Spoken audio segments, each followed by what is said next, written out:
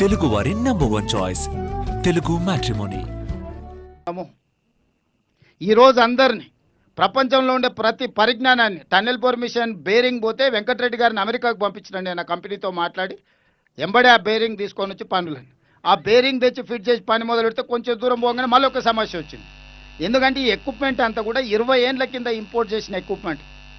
20 సంవత్సరాలు ఆగిపోతే మీకు తెలుసు 15 రోజుల కారు మనము పార్కింగ్లో నుంచి బయటికి తీయకపోతే అది బెంచ్ కార్ అయినా BMW కార్ అయినా ఏదో ఒక సమస్య వస్తుంది.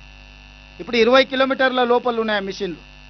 20 కిలోమీటర్ల లోపలికి ఆక్సిజన్ తీసుకెళ్లాలన్నా ఎక్విప్మెంట్ తీసుకెళ్లాలన్నా లోపల పని చేయాలన్నా ఒక లోపల టన్నెల్ లోపల చేసే పని కాబట్టి ఇది అత్యంత క్రిటికల్ సిచ్యువేషన్.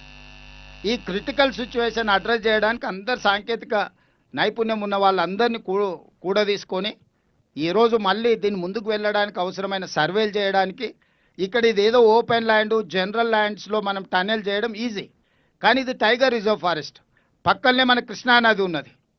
ఈ అన్ని నేపథ్యంలో దీన్ని జాగ్రత్తగా ఈ పనుల్ని పూర్తి చేయడానికి ఇవాళ నిర్ణయం తీసుకున్నాం.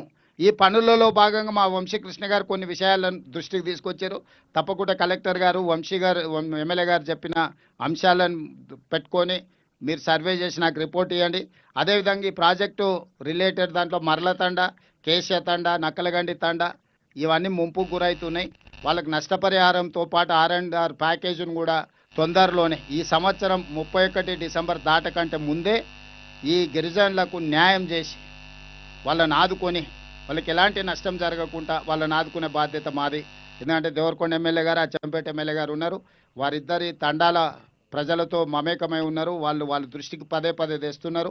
నేను ఈ సందర్భంగా మర్లపాడు, కేశ తండ, నక్కలగండి తండ మా లంబాడ సోదరులందరూ కూడా నేను ఒకటే మాట చెప్పదలుచుకున్నా. డిసెంబర్ 31 లోపల మీ సమస్యల్ని పరిష్కరించే బాధ్యత తెలంగాణ రాష్ట్ర ప్రభుత్వం తీసుకుంటుంది. మీడియా మిత్రులకు కూడా నా సూచన, ఇది మనం ఇప్పుడు పూర్తి చేసుకోకపోతే ఇంకెప్పటికి పూర్తి కాదు, ఇంకెప్పటికంటే ఎప్పటికి కాదు. ఇంత గొప్ప అవకాశం మంత్రి ముఖ్యమంత్రితో సహా ఈ ప్రాంతంలోనే పుట్టి పెరిగిన వాళ్ళు ఉన్నప్పుడు కాకపోతే ఇంకా దీన్ని ఎవ్వరు చెయ్యరు. ఇందులో ఈ పనిని పూర్తి చేసుకోవడానికి మనందరం కూడా ఏకం కావాలి. దీని మీద చిలువలు పలువలు తప్పుడు ఆరోపణలు ఎవరని చెప్తే మనందరం కలిసి తిరిగేసి కొట్టాలి. ఎందుకంటే నల్గొండ జిల్లాలో కృష్ణా జలసాధన సమితి కానీ లేకపోతే మా ప్రాంతంలో కల్వకుర్తి జలసాధన సమితిలో పనిచేసిన మీడియా మిత్రులు చాలామంది ఉన్నారు. ఇక్కడ మీరు మీడియా మిత్రులుగానే కాదు, జలసాధన సమితిలో క్రియాశీలక పాత్ర పోషించిన వాళ్ళు ఇక్కడ ఉన్న జర్నలిస్టులు ఉన్నారు. నాకంటే మీకు అందరికీ ప్రాజెక్టు గురించి, దీని అవసరం గురించి మీకు అందరికీ బాగా తెలుసు.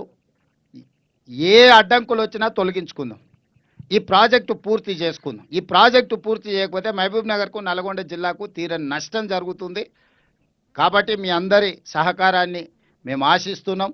మనందరం కలిసికట్టుగా ఈ ఒక అడ్వాన్స్ టెక్నాలజీతో, ఎందుకంటే ఇది ఆర్మీలో వాడే టెక్నాలజీని బార్డర్లో దేశ భద్రత కోసం పనిచేస్తున్న సైనికులను పిలుచుకొని, నిపుణులను పిలుచుకొని, వాళ్ళని డెప్యుటేషన్ మీద తెచ్చుకొని ఉత్తమ్ కుమార్ రెడ్డి గారు చాలా ప్రయాసాలు కోర్చి వారికి ఉన్న మొత్తం పరిచయాలన్నిటిని కూడా ఉపయోగించి ఈరోజు ఈ సమస్యను ఒక కొలిక్కి తీసుకొచ్చిండు. ఇవాళ ఈ సమస్యను పరిష్కరించాల్సిన బాధ్యత ముఖ్యమంత్రిగా నా మీద ఉన్నది. ఎలాంటి అనుమతులు కావాలన్నా దీనికి అవసరమైన నిధులను అన్నిటిని కూడా గ్రీన్ ఛానల్లో ఇస్తానని నేను చెప్పిన తప్పకుండా ఈ ప్రాజెక్టును పూర్తి చేయడానికి అన్ని రకాలుగా మా సహకారం ఉంటుంది.